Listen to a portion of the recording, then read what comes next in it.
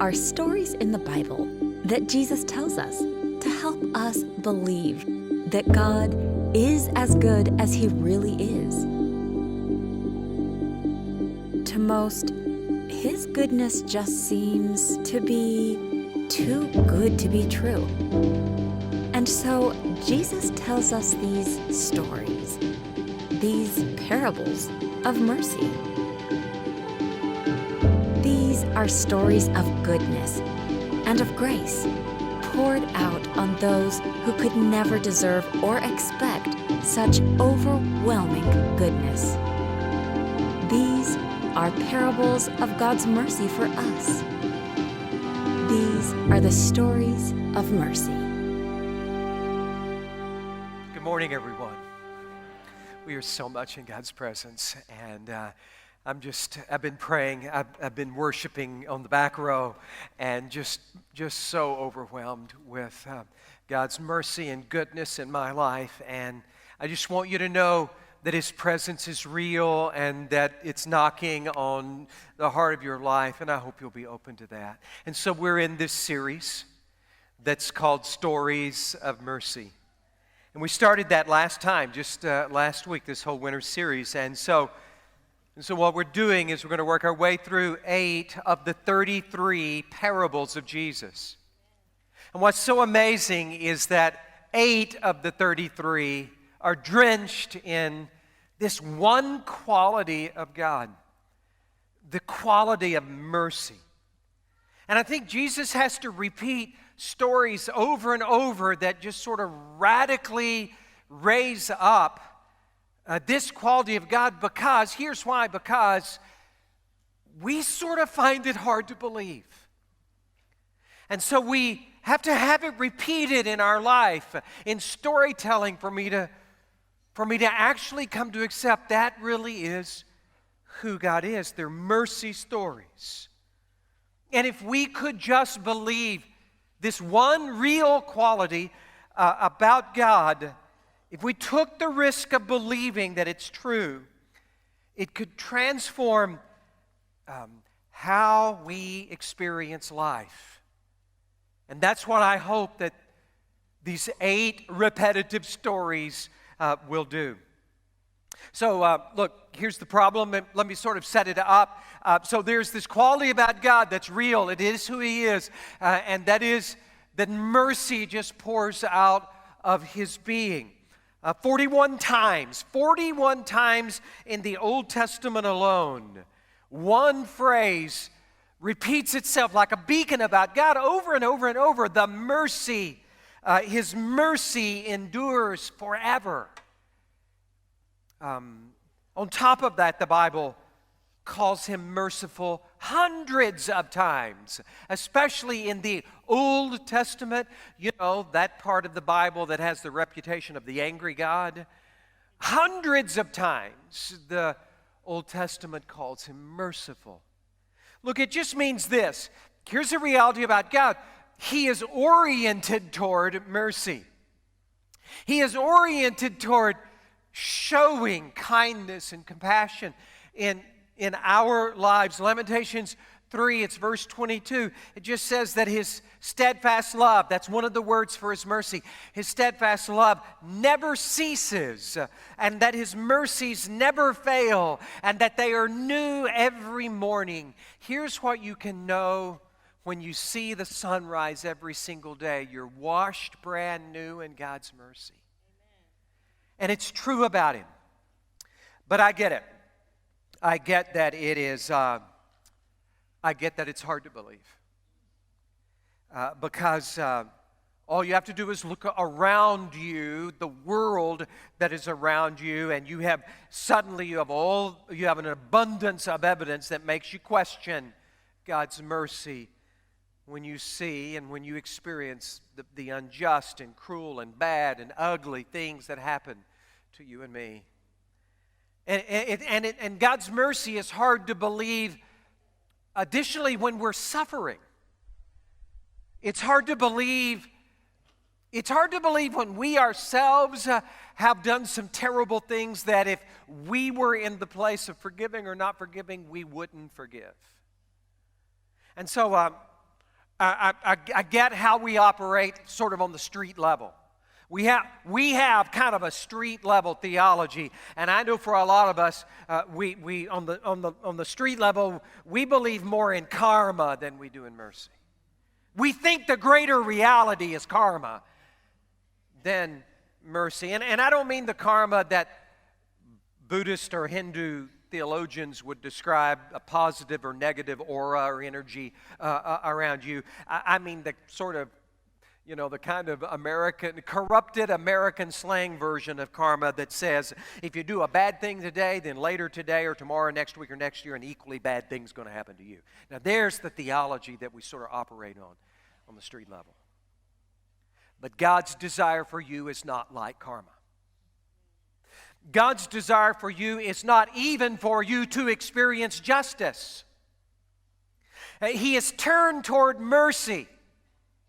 His desire, His motive for you is mercy. But you must turn to it. You must turn to Him. And when you do, He will always want to pour out mercy on you when you suffer. Always want to pour out mercy on you when you have failed horribly. Always want to pour out mercy on you when you need restoration.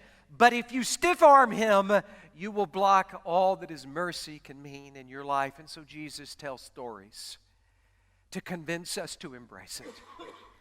And so we started this last time, just last week. We started with the story of the prodigal son. The greatest parable, the greatest parable of Christianity. And Jesus tells this story of an incredible father and two sons. We know the younger one. We sort of dived into the first half of this story last time. And so we know the younger one. We know his rebellion, his selfishness. We know what he damaged, what he wasted. And the whole first message last time was the first half of this incredible story. And so remember, it is this son who became really selfish and completely self-absorbed, and he starts making decisions that are all about just what he wants in the moment, no matter what it means for anybody else, no matter if it hurts them or doesn't hurt them. I just want what I want, and I'm going to get it. And so he in the doing of it, he destroys his relationship with his father, and he almost completely destroys himself. But then in Luke 15, verse 17, he wakes up from his spiritual coma. And the Bible says that he came to his senses. Literally, that word is he came to himself. He was not himself for a long time. Then he saw himself for who he was. He came to himself, and he said, I'm going back to my father. He was going to go back to his father, and all that he could expect was a drip of mercy. All that he was asking for, he was asking for more than he could possibly deserve. And he said, I'm going to ask for a drip of mercy in my life because my father's hired hands are eating better than me. And so we described all of the first half of this story. Now we're going to come to verse 20, Luke 15, verse 20. Let's watch what he did. So he got up and he came to his father. But while he was still a long way off, his father saw him and felt compassion for him. One of the three New Testament words used for mercy, splachna, he felt compassion. He felt compassion for him, and he ran, and he embraced, and he kissed him. And the son said to his father, Father, I have sinned against heaven and in your sight. I am no longer worthy to be called your son. But the father said to his slaves, quickly, bring out the best robe and put it on him. Put a ring on his hand and sandals on his feet, and bring the fattened calf, kill it. Let us eat and celebrate. For this son of mine who was dead has come to life again. And he was lost and has been found. And they began to celebrate. This is the word of God as Christ followers, we believe that it's supernatural, and so it transforms when it speaks. And we open ourselves to that. And so we said last time, this passage should do something in you. You're sort of accustomed to me sort of offering a big idea that flows out of this, but in this passage, it's so potent, it's so powerful. Honestly, an incredible desire should flow out of this passage into our lives. And that desire should be so personal.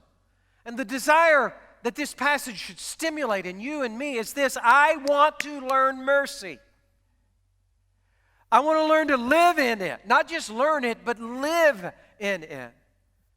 Because I want to know what pure joy feels like. And so, from the story of this young rebellious boy and this incredible father and this angry older brother, I want us to begin to learn mercy. So last time we just started it, and so this is a primer in mercy, right? We're just sort of doing together a primer in mercy. And so we're doing it at a really basic level. And so look, just really quick review. Last time we said, okay, let's start this way. Why do we need mercy? Number one, why do we need mercy? Quickly, we just said here's how we know we need mercy. Jesus is telling our story here. This is an incredibly universal story. It is the story of all of humanity, and it is the story of every human in it.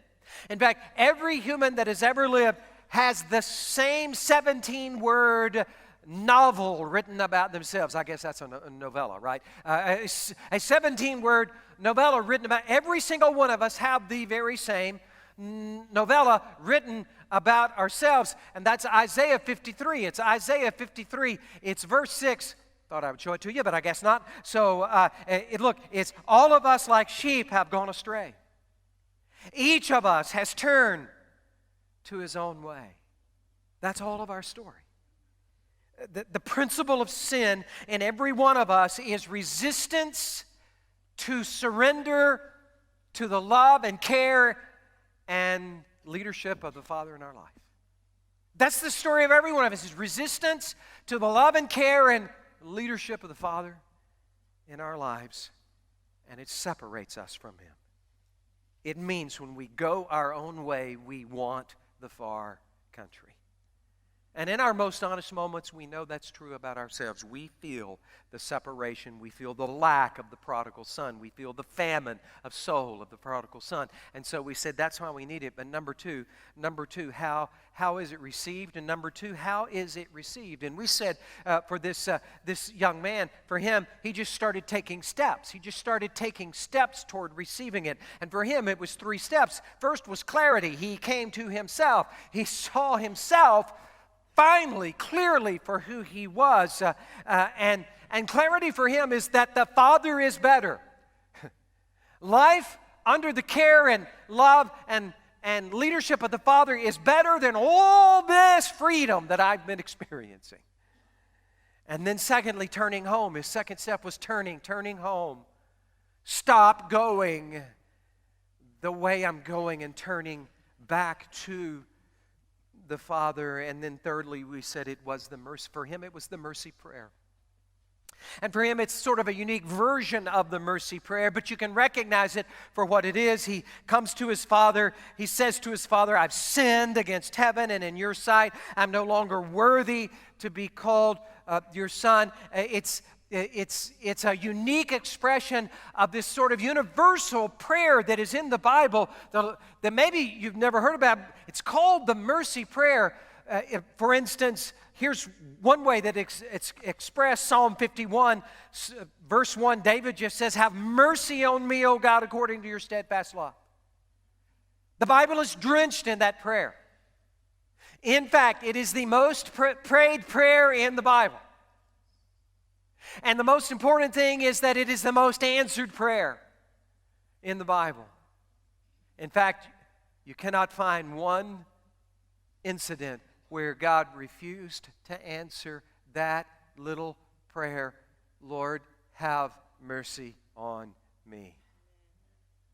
Our Father is turned toward mercy, and it pours out on the one who sincerely turns, who sincerely says, Father, have mercy. And so that's how it's received. But what is it? We waited in the last message. We waited to say what it is because we see it in the Father's response. The Father's response to the Son. The Son comes to the Father and says, I'm not worthy. We made the point last week was this, that look, yeah, he's right about that. He was not worthy after all that he had done. And so what is mercy? It is God's response to our unworthiness. And what is God's response to our unworthiness? He felt compassion for him. And then what did he do? He ran, he embraced, he kissed. That is the tenderness of his mercy. And so what is mercy? This was the apex of last week's message. What is mercy? It's not just his response to his unworthiness, but it's additionally these things. It is love. It is his love. It is his love that you do not deserve. It's his forgiveness that you cannot earn. It's his restoration for you that you should not receive. It's simply receiving everything good you're not worthy of. There is the mercy of God, and he is turned toward it. He's motivated by it. And your Father is a billionaire in it. Amen. Ephesians 2:4, but God, being rich in mercy, with the love that he has loved, with his great love with which he has loved us. This is just how tender the Father is toward you. Now, let's plow new ground. Let's go number 4. Let's ask this. So, what does mercy do? Why we need it? How we receive it? What it is? But what does mercy do? What mercy does? You saw that in verses 22 through 24. The Son is starting into what he had rehearsed. Up higher, you see what he says. I'm unworthy to be called your son, and so I've sinned against heaven and you, and so would you just make me one of your hired slaves? And so he begins into that. He says to him, he begins to say this, and then in verse 22, the Father interrupts his repentance. He interrupts it. He doesn't even get through all that he had planned to say to his Father. His Father interrupts it before he could even finish, and he starts barking orders to servants. And here's what mercy does. Quickly, bring out the best robe and put it on him. That is restored honor. And put a ring on his hand. The family ring, a family crest, a family symbol. It shows who you are, but even more, it's authority. That signet ring mashed into ink or wax and put on any document does business in the name of the Father. It's restored authority. And sandals on his feet. Number 3. This is the most precious of all. Sandals on his feet. Only a son wore sandals. He came back saying, would you make me just a slave? Slaves were shoeless. They were barefooted. Sons wore sandals. It's restored sonship. And number 4, bring, I guess I've read this too much in the old translations. Bring the fatted calf. And let's celebrate. Do you get the Father's, what does the Father do in mercy? He forgives, he restores, he pours out undeserved love, and then he rejoices over you. That's celebration.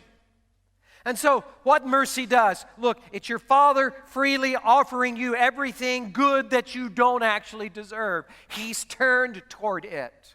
He's motivated by it. Robe, ring, sandals, celebration. That's what he wants to do in you when you just simply turn to his mercy. This is the Father saying. Brennan Manning in The Wisdom of Tenderness says something just like this. This is the Father saying, you belong to me. This is what his mercy says to us. You belong to me, and no one will ever snatch you out of my hand.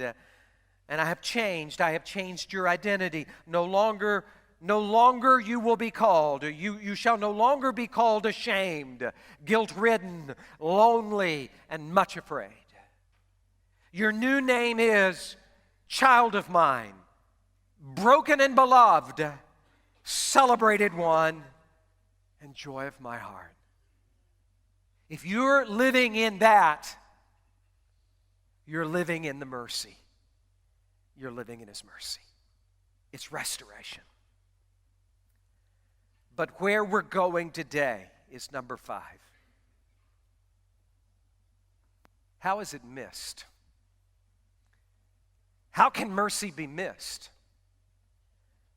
So in our relationship together, that's been a while, right? 18 years.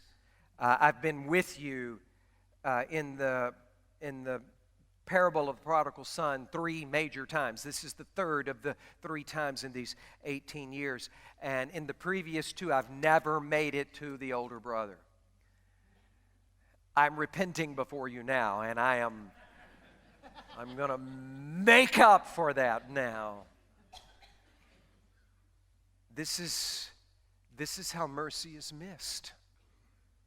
Can it be? Yes, it can be missed. Luke 15, it's some verses. Verse 25, now his older brother was in the field. And when he came and approached the house, he heard music and dancing. And he summoned one of the servants and began inquiring what these things could be. And he said to him, your brother has come home, and your father has killed the fattened calf, because he has received him back safe and sound. And he became angry and was not willing to go in. And his father came out to him and began pleading with him. But he answered and said, his father, look, for so many years I have been serving you and have never neglected a command of yours, and yet you've never given me a young goat so that I might celebrate with my friends. But when this son of yours came, who has devoured your wealth with prostitutes, you killed the fatted calf for him. And he said to him, son, you have always been with me, and all that is mine is yours. But we had to celebrate and rejoice, for this brother of yours was dead and has begun to live, and was lost and has been found. This part of this story is about how to miss mercy. It's about how you might miss it. And so what begins to sort of just come out of these verses 25 through 32, there's just these warning lights, these indicators that you're going to miss mercy if, and I want you to see that. I want you to see it from this brother's life. This is how you might miss mercy in your own life. For instance, number 1, here's an indicator. It's just an indicator. It's like a little flashing light. You could be missing mercy if you can't celebrate it in another's life. And I want you to see that. Verse 28. He became angry when this lost son returned. He couldn't celebrate his father's mercy in his rival brother's life. He was unwilling to enter in. I mean, in the story, it's clear he won't enter into the celebration. Look at the contrast. The father is exuberant to give this celebration. But you can't bring yourself to have the same joy as your father. It's an indicator. It's an indicator of something. That you think mercy has to be deserved before it's given. You don't understand mercy. And you're not living in it yourself. Number 2, you can miss mercy. You can miss mercy in your own life when you're obeying to get good things from God. And you're in 21st century American Christianity, and you're going, what's wrong with that statement? Yeah, right. 21st century American Christianity, there it is. I live for God so that I get good things from God. But you can miss mercy if that's the way you view, if that's how you see your faith in God. And that's what this older brother is doing. Verse 29, for so many years I've been serving you. Now we know he's angry, so he's saying it angrily back to the father. He has a choice of how he says, I've been serving you, as a choice of words. He uses a word that is related to slave labor. Compulsed to work for you. But you have never done this for me. You've never even given me a goat. If you think your relationship with God is that transactional, here's the deal, God, I obey you, then you give me what I want. I obey you, God, then you obey me. You make my dreams come true then. When your obedience is just a covert way to get leverage with God, I'm going to obey you a lot, so I'm going to need you to give me what I want. You don't understand mercy. It's an indicator you're not even living in it. Once upon a time, there was a gardener who grew an enormous carrot. He loved gardening. It was the passion of his life. And everything came together and this carrot grew and grew, and it was enormous and beautiful. And he just celebrated in it so much. He wanted to do something so great with it. And so he took it to the king of this little kingdom. He took it to the king. And he presented it to him. And he just, with excitement, he said, my Lord, this is the greatest carrot I have ever grown or ever will grow. Therefore, I want to present it to you as a token of my love and my respect for you. And the king was touched. And he saw the man's heart. And so as he turned to go, the king said, wait, you're clearly a good steward of the earth. I own a plot of land next to yours. I want to give it to you as a free gift so that you can garden all of it. And the gardener was amazed, and he was blown away and delighted, and he went home rejoicing.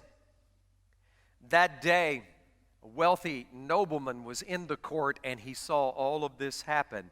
And he said, wow, if that's what you get for a carrot, what if you gave the king something really good? And so the next day, the nobleman appeared before the king, and he was leading a handsome black stallion behind him, and he bowed low and he said, my Lord, I breed horses, and this is the greatest horse I will ever breed or ever will. Therefore, I want to present it to you as a token of my love and my respect for you. And the king discerned his heart, and he just nodded and motioned to the steward to take the horse and carry it away, and he said, thank you. And the nobleman was stunned, and he was upset, and it was written on his face. And as he turned away to go, the king said, wait, let me explain. The gardener you saw yesterday was giving me the carrot, but you were just giving yourself the horse. That is obedience. That is obedience because I need good things from God. Number 3, you could miss mercy. You can miss mercy when you have to exaggerate your own goodness. Then it's an indicator. It's just like a flashing light. You're probably missing mercy. When you feel this compulsion to exaggerate your own goodness, verse 29, I have never neglected a command of yours. Really? Can you honestly think that's true about yourself? I mean, have you ever known any human on the planet who could say that honestly about themselves? I mean, if you actually think that's true about yourself, you got a special kind of delusion that you need to talk with somebody about. Isaiah 64:6. Isaiah 64:6 says there's something of ours that's like a filthy rag, filthy garment. Some of you who are familiar with that, are you thinking about what it is? There's something about us that is like, he compares it to a filthy garment. Most people will answer that, I know what it is. Our deeds are like a filthy garment. And your answer would be wrong. Because it says in that passage, your righteousness, your own righteousness is like a filthy rag before the Father. The best that you can be in comparison to the holiness and majesty and glory of God is a filthy rag. You don't know mercy if you have to exaggerate your own goodness. Number 4, all of this message, last week leading up and now this message, all of this message pours into this last principle. You're missing mercy and you're going to miss mercy when your Father's happiness is not the goal of your obedience. You're going to have to absorb that for a moment. When your Father's happiness is not the goal of your obedience, verse 29, the older brother is still speaking, and yet you have never given me a young goat to celebrate with my friends. Suddenly his motive is just sort of torn open. His father has to remind him, son, you're wrong about that. Verse 31, all that is mine is yours. Look, if that's your goal, to get all that I have, it's yours already. If that's your goal in your relationship with me, it's yours already. The father is telling him, look, you're my son, and everything I have is already yours. But this has got to be breaking the father's heart to know that the elder brother obeys. Now, really catch this.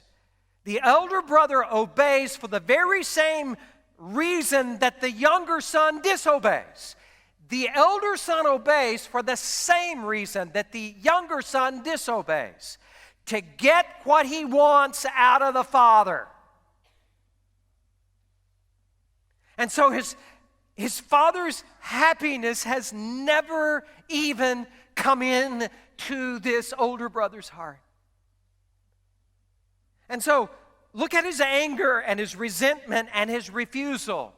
Who are they toward? All toward the father. He's angry at the father. He's resentful of what the father has just done. His refusal is to celebrate with his father.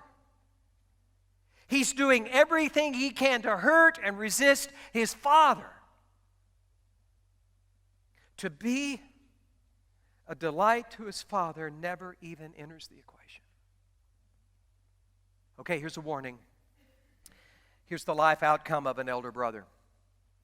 If you're missing mercy in all 4 indicator lights and all 4 indicators, if you're missing mercy in all of those, then here are going to be some outcomes. You're going to just start noticing some outcomes in your life. You will always feel that you are owed more than you're getting.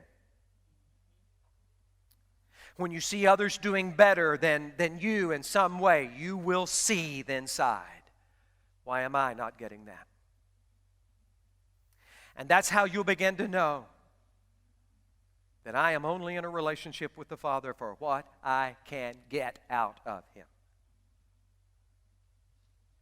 You need mercy.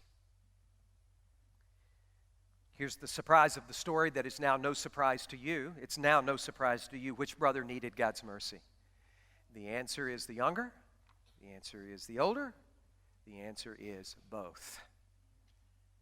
The older brother was just as distant from the father as the younger. One of the sons recognized their distance from the father and turned to him and discovered joy. The other did not. The other did not recognize it and felt only anger and resentment toward the father. And so we bring it down to this. Here it is. I want to press in on your motive for your relationship with your Father in heaven. I want to press in right here. So here's what I'm going to do. I'm going to list reasons to be faithful, to obey your Father in heaven. I'm going to list some reasons, all right? So here we go. Reason number one, because I don't want to experience the natural consequences of sin. It's a reason to obey the Father. Because I'm scared that He will punish me if I don't. It's a reason to obey the Father. Because I want Him to bless me if I do.